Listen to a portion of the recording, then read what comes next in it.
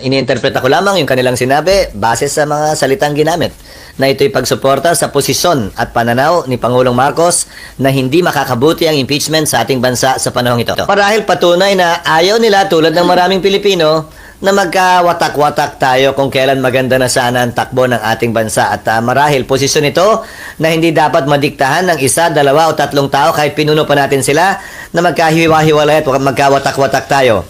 Obligasyon ng bawat Pilipino tiyakin at hanapin yung nag-iisang daan na pwede nating pagkasunduan at pagkaisahan sana. Imbis na pilit nating hinahanap yung pag-aawayan natin, pagkakawatak-watak natin at hindi natin pagkakasundo. May nagsabi nga sa akin, kung matutuloy yan, grabe, 3 oras kung papanoorin yan. Sabi ko, ikaw nga manonood lang, kami uupo doon at 3 oras din mahigit. Pati kayo. Trabaho ang tingin ko rito. Kung dumating man, haharapin namin. Hindi mahalaga kung gusto namin ito o hindi, kung konbinyente ito sa amin o hindi. Ang importante ay trabaho ito na inata sa amin ng saligang batas. At kung mangyayari man, gagampanan namin ito. Kung ano man ang reklamo o pag-reklamo sa likod o bulong-bulong sa likod, kung gaano kahirap ang trabaho, bahagi na ng pagiging tao siguro yan. Pero patuloy namin gagampanan ito. Gusto man namin o ayaw namin. Nakita na natin dati yan. Hindi naman lahat ng umupo bilang impeachment judges ay abogado. Pero nagpakadalubhasa din sila, nagsanay at nag-aral. Maski naman ako, matagal na akong hindi nagpa-practice. Kung mangyayari man yan, kailangan ko rin mag-review at magbasa ng rules on evidence. Dahil ayokong i-assume yung mga mangyayari at ayokong pangunahan. One way or the other. Dahil pag sinabi kong maghanda na, magsimula na kayo, ready, get set, pero wala pang go, baka isipin ako'y pumapabor o kumikiling sa paghahain o pagsampa. Malalaki na lahat ng mga senador. Matatanda na kaming lahat. Alam na namin yung mga dapat at di namin dapat gawin. Kung sa tingin nila malaki ang posibilidad na kailangan na magsimula mag-aral, nasa sa kanila yon. Kung mabilis naman sila mag-aral at mabilis matuto, hindi pa siguro muna kailangan. Hanggang nandiyan na ang desisyon ng Kamara. At hindi ito pwedeng ibase sa naging desisyon sa budget ng OVP. Dahil political nga na proseso ito, nagsalita ang presidente at political head ng karamihan ng mga partido sa Kamara. So, kailangan din nilang timbangin yun at hindi pwedeng gamiting basehan yung naunang botohan. Lalo na't nagsalita na ang Pangulo kaugnay sa bagay na ito. Pamanhin, pero hindi ko komentaryohan dahil bahagi daw yan. Hindi ko pa nababasa.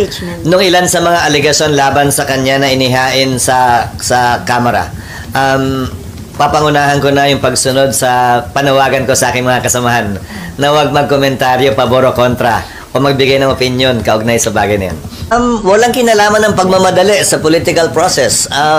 Gagawin namin ang tama at sa takdang panahon at sa tamang proseso ang bagay na ito kung mangyayari man dahil obligado kaming magbigay ng due process sa sino mang nililitis.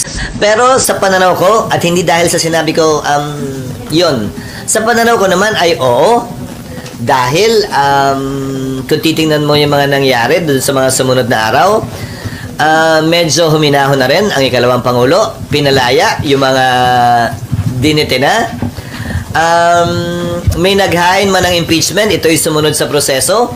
At nagsalita ang Pangulo na hindi ito ang mahalagang dapat binibigyan natin ng pansin at tinututukan. Kung kaya't yung kanyang posisyon na hindi makakaganda sa ating bansa ang prosesong ito kung mangyayari sa panahon ito. As the presiding officer, I will make sure that the presentation of evidence will be allowed and given free, will flow freely. Kaya lang yung desisyon, hindi naman nangangahulugan na evidence o hindi evidence-based yon. Political na desisyon ito. Pero yung proseso, bilang presiding officer, ay magagarantiyahan ko yun at mataas ang kumpiyansa ko doon na gagawin namin lahat ng pamamaraan para tiyakin na anumang ebidensya ay makakalabas nang hindi niyuyurakan ang karapatan ng akusado o ninuman.